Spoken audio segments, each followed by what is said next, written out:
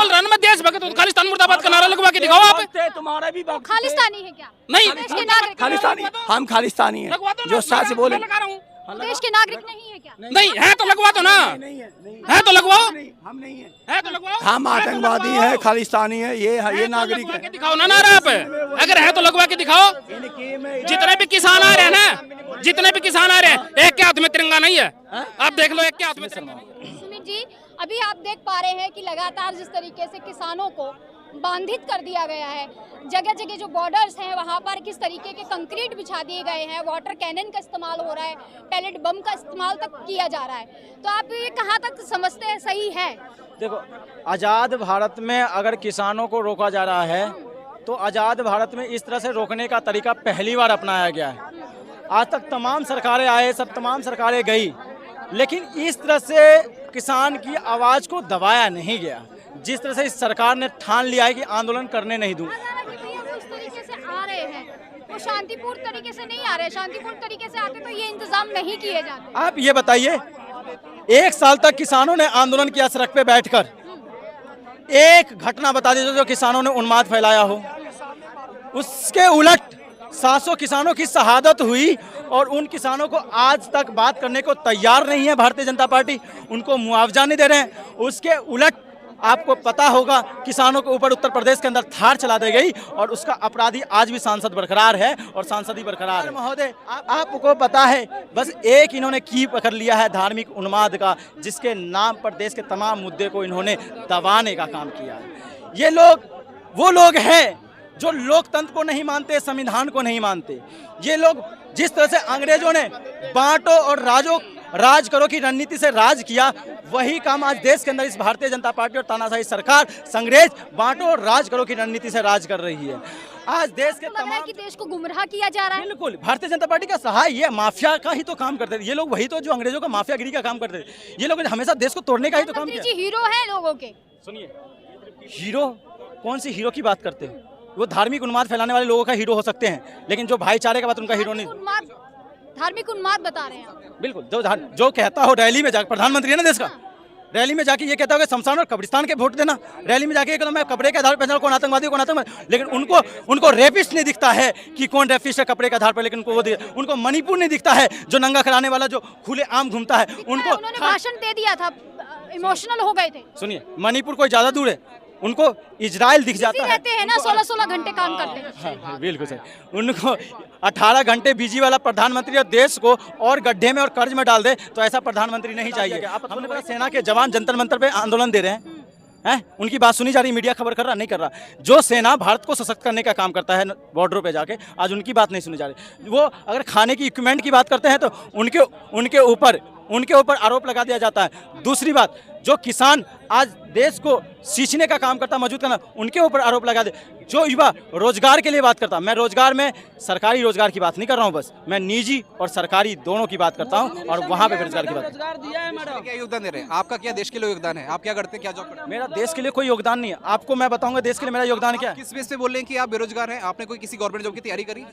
आप बताएंगे? आप ये गवर्नमेंट जॉब की बात करें, अरे भाई, आपका रोजगार का साधन क्या है? आपका रोजगार का साधन क्या है? रोजगार सुनिए, ये ना रोजगार की बात कर। आप देश के तमाम देश का रोजगार किया है मैडम हमने। अब जवाब नहीं सुनेंगे, इन्होंने रोजगार की बात कहा। देश भारत सरकार है, भारत सरकार क्या कहता है, देश के अंदर जो वेतनभोगी जो लोग हैं उनको इन्होंने 25% से घटाकर 22% पर ला दिया। ये कहते हैं कि देश बेरोजगार भी नहीं गया। दूसरी बात, देश बेरोजगारी, इन्होंने कहा देश में आपका क्या योगदान है। मैंने कहा मेरा योगदान उस हर पल का है जहां पर देश आगे बढ़ता है और मेरे बारे में पता चला मेरा क्या योगदान है। और दूसरी बात, इन्होंने कहा देश के तमाम लोगों की बात करें।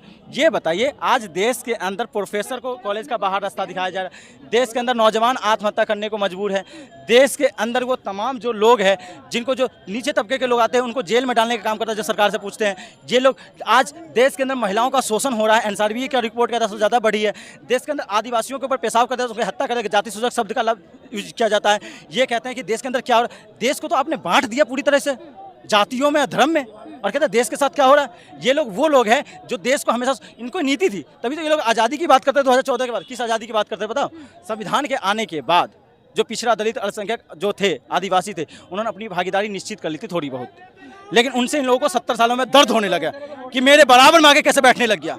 इन लोगों को दर्द होने लगा कि मेरे प्रोफेसर कैसे, इन लोगों को दर्द होने लगा, वकील कैसे बनने लगा, इन लोगों को दर्द होने लगा, IAS कैसे बनने लगा। इसलिए ये चाहते हैं ये सारी चीज़ें समाप्त कर दो, चाहे वेल हो, चाहे गेल हो, चाहे सेल हो, चाहे इसरो हो, चाहे DRDO हो, चाहे PSU हो, तमाम संस्थाओं को खत्म कर दो और निजी हाथ में। पता मैं निजी कंपनी में काम करता हूँ और जिस पद पे मैं हूँ ना, मैं अकेला OBC हूँ और सारे सामंती है। ये पूछना चाहता हूँ, मैं एक भारतीय नागरिक हूँ, पंजाब भी इंडिया की जगह से ही मिलता है, कोई पाकिस्तान से नहीं है।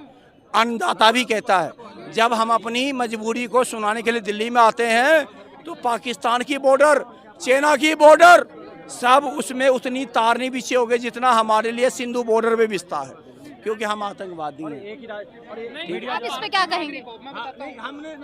इनकी अपनी व्यक्तिगत राय है ना। व्यक्तिगत राय नहीं है, इस तरीके के शब्द बोले जा रहे हैं, खालिस्तानी बोला जा रहा है अन्नदाताओं को, और बोला जा रहा है, ये भी बोला जा रहा है कि भैया असली किसान तो खेतों में बैठा हुआ है। हाँ, इस तरीके से देखिए एक चीज बता रहा हूँ, किसी भी व्यक्ति में आदर्शवादिता का आप सिद्धांत नहीं ला सकते।